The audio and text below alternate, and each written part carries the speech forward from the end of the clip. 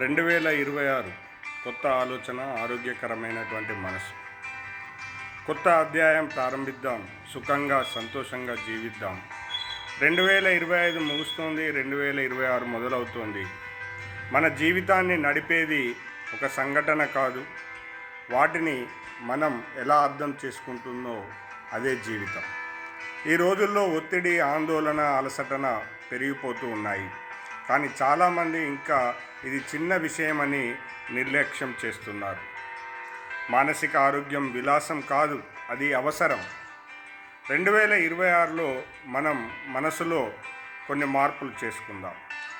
Negative ఆలోచనలకు బదులుగా అవగాహన, ఆతృతకు బదులుగా సమతుల్యం, ఒంటరితనానికి బదులుగా సహాయం అడగడం. ఒక చిన్న అలవాటు మారితే మనసు తేలిక పడుతుంది, ఒక చిన్న ఆలోచన మారితే జీవితం మారుతుంది. ఈ కొత్త సంవత్సరం మీకు ప్రశాంతమైన మనసు, మానసిక స్థైర్యం ఇవ్వాలని కోరుకుంటూ హ్యాపీ న్యూ ఇయర్ 2026. డాక్టర్ అట్ల శ్రీనివాస్ రెడ్డి, రిహాబిలిటేషన్ సైకాలజిస్ట్.